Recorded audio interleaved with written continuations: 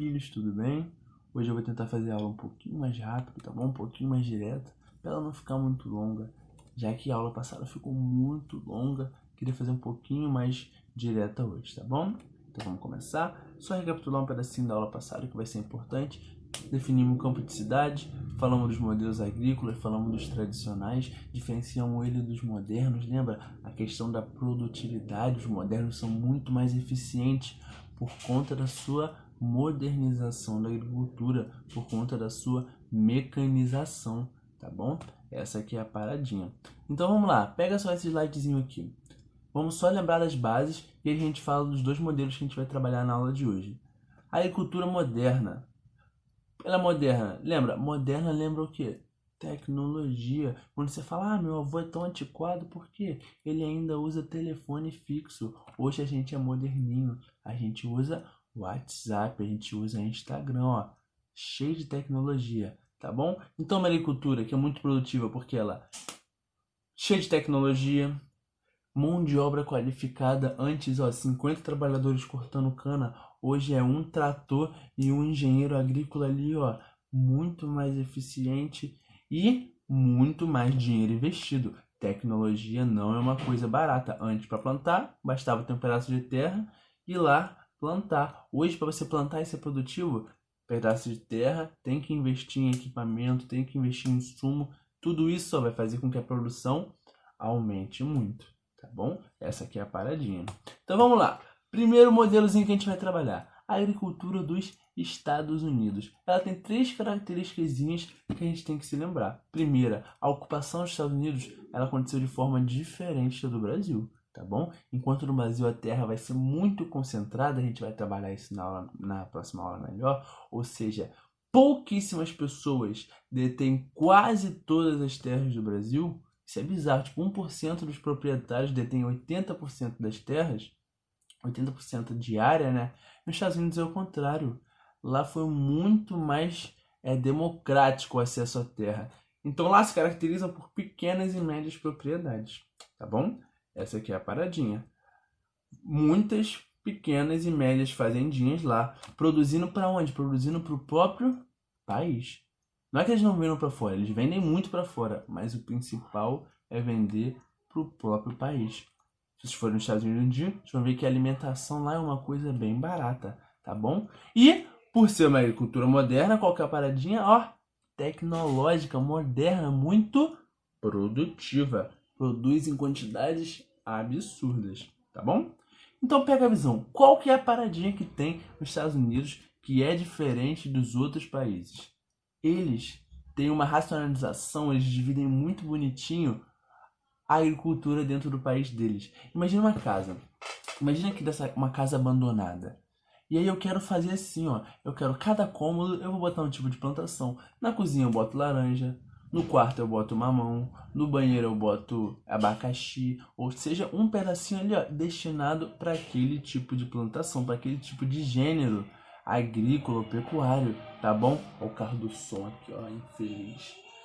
Qual que é a paradinha? Nos Estados Unidos é a mesma coisa, eles olham pro país deles e falam, pô, a gente tem vários tipos de clima, vários tipos de solo, vários tipos de relevo, várias condições, então vamos fazer bonitinho pra gente produzir muito. Cada parte específica a gente vai ter um tipo predominante de produção. Olha só esse mapinha, isso são os belts agrícolas.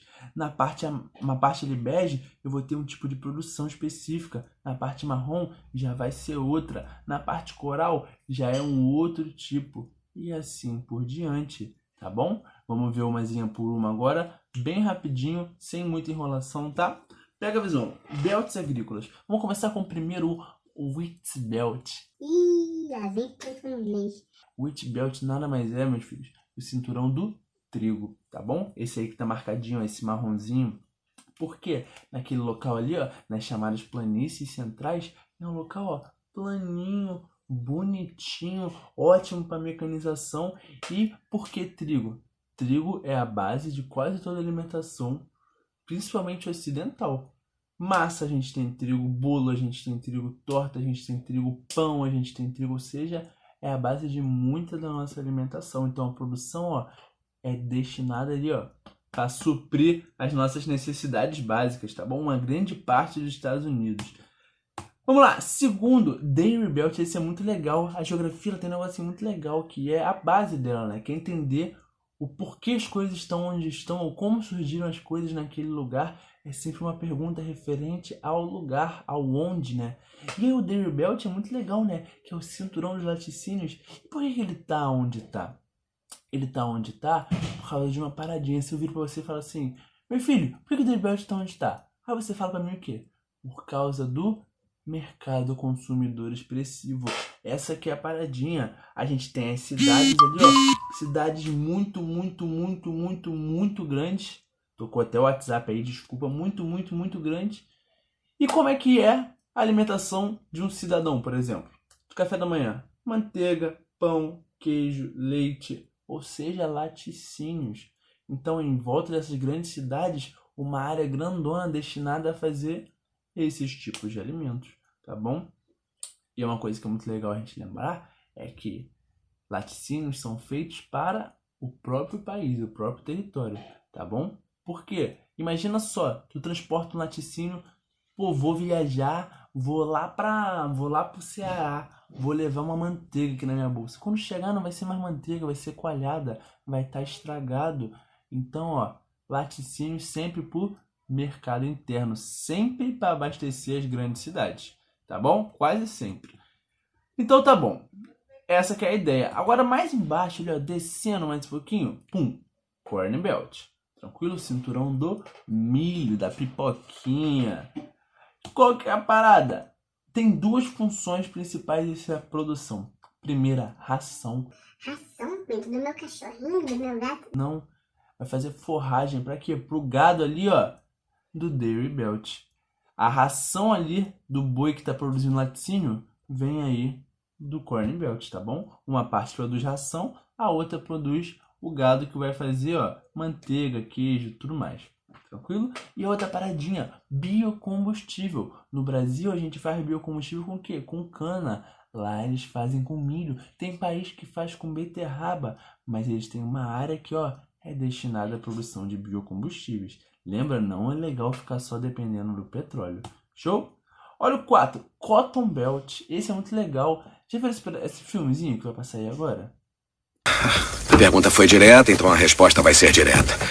O que eu achei graça foi você estar preocupado comigo nesse calor, quando, francamente, as condições dos trabalhadores... Condições dos são trabalhadores? péssimas. Está tudo errado. Tudo errado, Sr. Epps. Eles não foram contratados.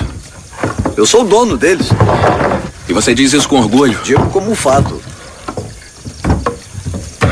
Se vamos conversar sobre o que é fato e o que não é, então eu devo dizer que não existe justiça nem integridade na escravidão. Mas você tocou num ponto interessante. Que direito você tem de possuir negros, se essa é a questão?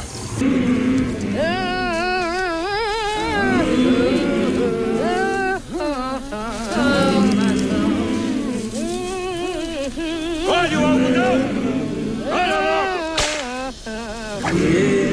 Vai, anda! Aperta esses dedos! Olha esse algodão! Esse filme é 12 anos de escravidão, um filme incrível que eu recomendo a todos verem. E ele se passa exatamente nesse espaço, né? Nessa região aí muito forte, com predominância na produção de algodão, tá bom? Essa parte sul dos Estados Unidos, ela sempre foi destinada, desde a sua colonização, à produção de coisas mais tropicais, de coisas que não eram possíveis de produzir em grande escala lá na Europa, tá bom? Que foi quem colonizou os Estados Unidos, no caso a Inglaterra, mais especificamente. E aí, por conta disso, por conta do regime ali colonizador, né? Lembra? Colonização, plantation, monocultura, exportação, mão de obra escrava. Então a escravidão ela foi muito mais presente, muito mais marcante no sul dos Estados Unidos. Por isso que no sul dos Estados Unidos a gente vai ter Ku Klux Klan, vai ter luta pelos direitos humanos muito forte nos Estados Unidos. Panteras negras vão ser muito fortes no sul. Movimentos supremacistas brancos, como uma reação a essa emancipação dos negros, vão ser muito fortes no sul, tá bom? Essa que é a questão. É uma das paradinhas muito maneira não, né? Mas muito interessante, Deus que me perdoe, de estudar. A gente vai falar melhor nas próximas aulas, tá? Mas pega aí, essa parte rosinha que tá marcada aí, Cotton Belt, produção de algodão muito forte por causa das roupas. Olha como é que o mercado dos Estados Unidos de roupas é gigante. Pensa comigo. Eu tenho um primo que foi lá nos Estados Unidos e eu perguntei: "Ih, primo, vai levar o quê?" Ele falou: "Pô, não vou levar nada." Eu fiquei assim. Eu perguntei por quê? Aí ele: "Pô, vou lá e eu compro tudo lá." E voltou cheio de roupa da Levi's, roupa da Gucci, não sei o que, Zara. Por quê? Produção de roupas lá é uma coisa muito intensa e que dá muito din-din, tá bom? Esse é o Cotton Belt. Até coloquei aí, ó, produção de roupas e passado escravista. 5. Esse verdinho no sul, lembra que a gente falou? A parte sul mais voltada para produtos que não se produziam na Europa. Europa é clima frio. Essa parte dos Estados Unidos do Sul aí, ó, clima bem quente. Consegue produzir coisas mais tropicais que não davam lá. Então nessa parte aí vai ter muita produção de cítricos, como laranja, coisas desse tipo. Tá bom? E o 6, que é essa partezinha amarelinha ali, já é uma pecuária extensiva, de uma baixa produtividade, sabe? Grandes pastos, pedaços assim de terra, que por exemplo vai ter gado, vai ter algum tipo lá de plantação, mas nada muito mecanizado, nada muito intenso. Se a gente botasse um mapa, por exemplo, de relevo dos Estados Unidos, a gente ia ver que essa é uma parte que é mais desértica, que é uma parte que é mais montanhosa, então é mais difícil de aplicar uma agricultura ali mecanizada, moderna, racionalizada, tá bom? Então é esse. Você entrou no trigo, dos laticínios, do milho, do algodão, das frutas tropicais e essa parte aí voltada para a pecuária extensiva principalmente, tá? Tem alguns outros, mas esses são os principais. A agricultura dos Estados Unidos. Vamos para o nosso segundo tipozinho de agricultura moderna. A agricultura ali, ó, presente em grande parte da Europa, principalmente a Europa Ocidental, tá? Aquela Europa ali da Alemanha, da Inglaterra, tá bom? Qual que é a paradinha? A estrutura é muito parecida com a dos Estados Unidos, ó. Pequenas e médias propriedades. Aquele continente ali ele foi sendo ocupado e o objetivo disso era o quê? Não era alimentar outros países, era alimentar a si próprio. Pequenas e médias propriedades, ou seja, agriculturas familiares voltadas para os próprios países, para o próprio continente ali, tá bom? E qual que é a questãozinha? Como é uma agricultura moderna, principalmente ali após a Segunda Guerra, por causa do contexto e tudo mais, uma altíssima produtividade, tá bom? Essa aqui é a ideia, uma boa produtividade. Só que a Europa ela tem uma questãozinha que é um pouco distinta dos Estados Unidos. É muito louco isso, né? Que a Europa é um continente, vocês estão ligados, né? Um continente, vou botar a fotinha aqui pra vocês verem. É um continente que tem gente pra caramba, muita gente, quase 1 bilhão de pessoas. E tem muita cidade. O que isso significa? Em outras palavras, significa que tem, ó, muita boca para comer e pouco espaço para plantar. Lembra? Principalmente a produção de alimentos está no campo. Se tem muita cidade, não tem tanto campo assim, tá bom? Então olha que coisa complexa. É um lugar que tem muita gente, mas não tem tanto lugar para fazer comida para essa tanta gente. E a Europa tinha 2 opções. A primeira, depender que outros países fizessem a comida para eles, ou seja, importar comida. Isso é péssimo. Nunca é bom você ficar dependendo dos outros. Pega a nossa vida. Você gosta de depender do seu pai? Gosta de depender do seu mãe para fazer as coisas? Se seu pai cismar que você não vai fazer mais aquilo, acabou. Você não vai fazer. Essa que é a questão. A Europa não quer depender da comida dos outros países, não. Eles querem ser soberanos. Querem ter sua soberania alimentar, ok. Então eles vão dar um jeito de eles mesmos produzirem seus alimentos. E como que eles vão fazer isso? Com, entre aspas, tão pouca terra para tanta gente, como é que eles vão dar conta? Eles vão ter uma intensa mecanização. Até aí todo mundo pegou? Essa aqui é a ideia. Aquele local lá, ó. Muita gente tem que comer, não tem tanto lugar assim para a gente fazer comida para essa galera. Vamos tornar essa produção mais eficiente, mais intensiva, modernizar aquele campo ali, tá bom? Ele foi se modernizando ao longo do tempo, mais devagarzinho, não foi igual a Revolução Verde que tacou do nada a modernização nos países desenvolvidos. Esse continente é o que foi criando a modernização, devagarzinho ele foi sempre inventando aquelas técnicas, aqueles motores, aquelas máquinas, dentre outros, tá? Só que tem uma questão que é muito complexa nesse local, que é assim, pensa comigo. Eu lembro quando eu era aluno do pré, eu vendia palha italiana. E o que eu fazia? Quando eu ia comprar as palhas de palha italiana, eu lembro que cada palha minha saía R$ 5 assim, que eu gastava para fazer. Eu não podia vender R$ 5, concorda comigo? Eu tinha que vender a 6, a 7 para ganhar algum dinheiro em cima. Só que, pô, palha italiana a R$ 6, R$ 7, pô, muito caro. Ninguém ia comprar, ó, nada competitiva. Qual que foi a paradinha? Cheguei, falei, pô, papi, dá uma moral aí. Meu pai lançou o famoso patrocínio. Ele ia lá e agora eu não comprava mais. E não era eu que pagava mais o leite condensado e o Nescau. Eu só pagava o Nescau. Meu pai pagava o leite condensado, por exemplo. Tá bom? Então antes eu gastava R$ 5 para produzir, agora eu gasto em 50. Passei a vender a minha palha a 2,50. Aí ficou competitivo. Aí o pessoal olhou, caraca, tá barato, tá gostosa, vou comprar. É a famosa ajuda financeira que meu pai deu.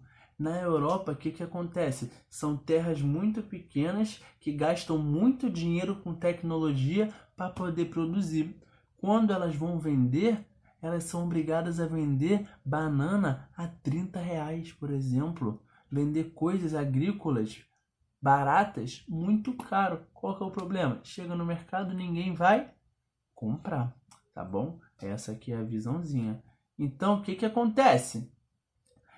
O governo vai e lança o famoso patrocínio, que tem um nomezinho chamado de subsídio agrícola, tá bom? Ele lança essa ajuda financeira para tornar esse setor da sua economia mais competitivo, para as pessoas quererem comprar aquilo que ele produz. Se a banana da Europa chegar no mercado ali da Inglaterra a R$ 30, ninguém vai comprar. Mas se chegar a 2, todo mundo vai comprar. Essa que é a ideia. O governo dá uma moral. E tem várias formas de dar essa moral. Uma forma de dar essa moral é, por exemplo, taxando produtos estrangeiros. Pensa comigo. Vamos supor que a Europa, vamos supor que a Inglaterra e o Brasil produzem banana. Todo mundo gosta de banana. É difícil não gostar de banana. Vamos supor que Inglaterra e Brasil produzem banana.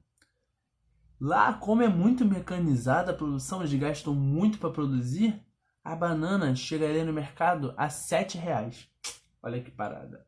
Só que no Brasil, como a gente tem muita terra disponível, a gente consegue produzir à vontade, o que acontece? A gente consegue produzir a banana a R$ 3. Então a banana ia chegar lá no mercado a 4, 5, não ia passar disso. E o próprio europeu ia ter que vender banana o quê? 8, 9 para ganhar dinheiro. O que o governo faz? Ele taxa a banana do Brasil. Olha só que problema. Então, a banana vai chegar lá, não vai chegar mais a 5, 6 reais. Vai chegar lá a 12. Tem um imposto sobre importação, o que a gente chama de protecionismo. Por que ele faz isso? Para proteger esse setor da sua economia, no caso o setor agrícola, por isso que é um subsídio agrícola, tá bom? É só você pensar comigo. Se Victoria's Secret chega no Brasil a preço de Avon, vocês comprariam Avon? Certamente não, claro que não. Essa aqui é a paradinha. A Victoria's Secret só chega muito cara no Brasil, não é porque ela é extremamente boa.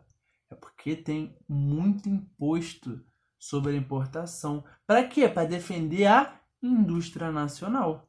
Se ninguém mais comprar a Avon vai falir. Só que se a Avon falir, olha a quantidade de desempregados que vão surgir no Brasil. A Avon é uma grande empresa brasileira, tá bom? Então essa aqui é a paradinha. Uma forma é taxar produtos estrangeiros.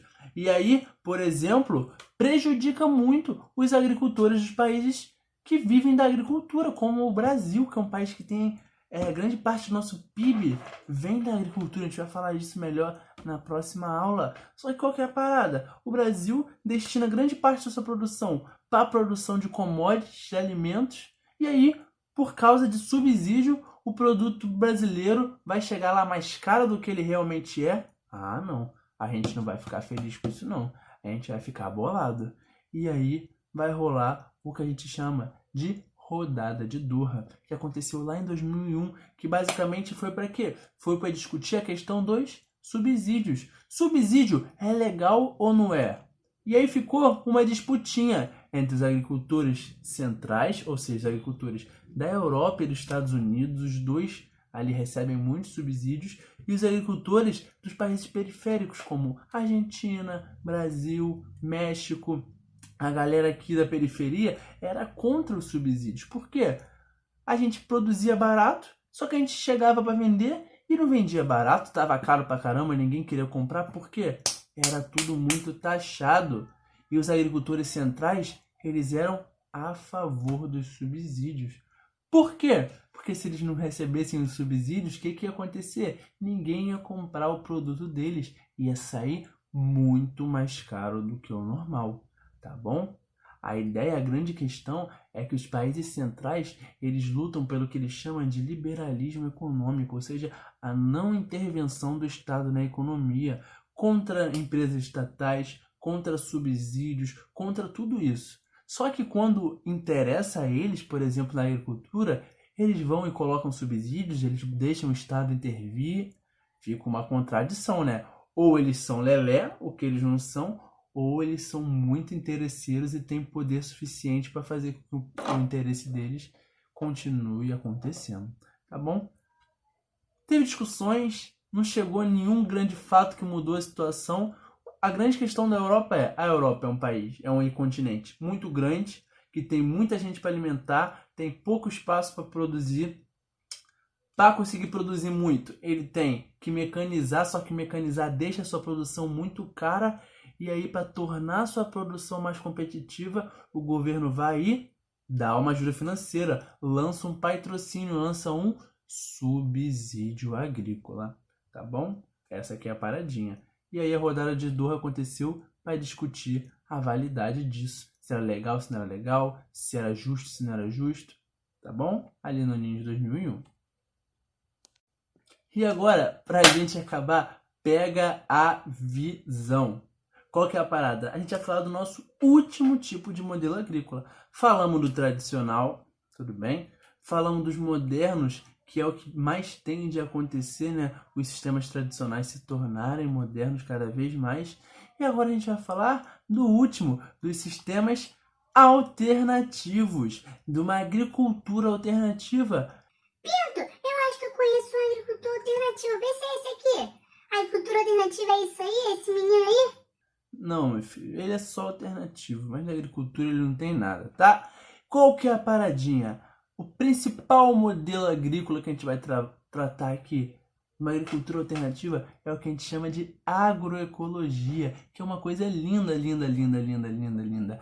Eu tinha pensado num projeto muito legal para trabalhar com vocês, se a gente estivesse em aula, eu até falei, lembra das plantações e tudo mais, de uma agricultura urbana, mas vai ter que ficar para a próxima, talvez para o final do ano ou para o ano que vem, se a gente ainda estiver junto. Espero que sim, tá? Então, qual que é a paradinha? Como o próprio nome diz, é alternativa, ou seja, não é o principal. Ele é uma alternativa ao que existe. É uma alternativa ao quê? Ele é uma alternativa principalmente ao modelo ali, ó, intensivo, que usa muito, modelo comercial de agricultura que a gente chama, de uma agricultura de mercado, que usa principalmente, ó, focada nos agrotóxicos, em monoculturas. Ela é contra essa injustiça no campo. Tudo isso de ruim, ela é contra e ela propõe um tipo de solução. Vocês conhecem ela e vocês não sabem. Quer ver? Todo mundo aí eu tenho certeza que já ouviu falar dos orgânicos, alimento orgânico. Que é até, ele é bonitinho, ele é menorzinho, ele é diferente, mas ele é caro. Qual que é a paradinha, meus filhos? O que acontece? Se vocês forem no mercado ou em algum lugar que venda produtos orgânicos, o que significa isso? São produtos que estão basicamente quase sempre pautados nesse modelo agroecológico de agricultura.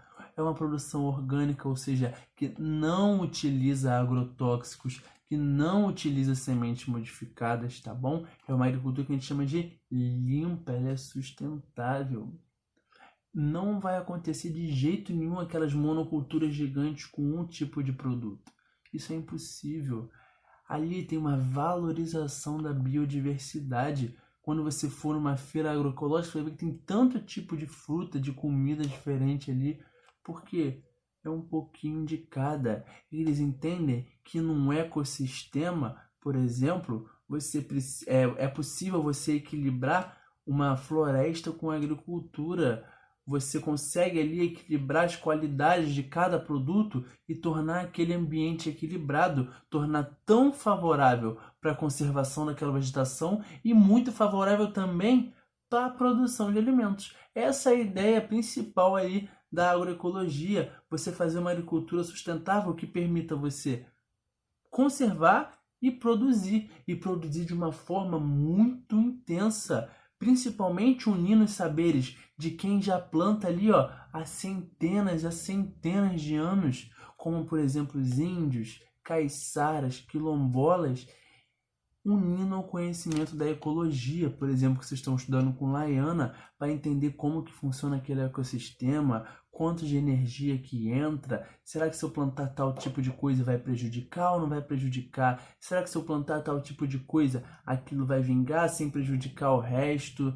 Essa que é a ideia. Valoriza já a galera que planta, os conhecimentos deles, mas o conhecimento dessa ciência para entender aquele ecossistema e tornar ele produtivo e equilibrado, tá bom? Essa que é a ideia, uma produção em pequenas propriedades que valoriza a biodiversidade, sempre uma policultura, unindo esse conhecimento ecológico. Olha que bonita essa foto aí, todo mundo ali em volta da plantação e sempre lutando pelo que a gente chama de justiça social, tá bom? Por exemplo, o direito de populações nativas de terem suas terras, uma luta por uma reforma agrária, por exemplo, a gente vai ver isso melhor mais para frente. Pito, você é comunista? Calma, a gente vai discutir mais para frente a questão da reforma agrária, tá bom? Mas vocês vão ver que de comunista e reforma agrária não tem nada. Tá bom, meus filhos? Então é isso, ó. Agroecologia, produção orgânica que valoriza a biodiversidade, o conhecimento tradicional e um conhecimento científico da ecologia e luta por melhores condições ali no campo, tá? Muito bonito, né? Muito belo. Então tá bom. Olha, um beijão.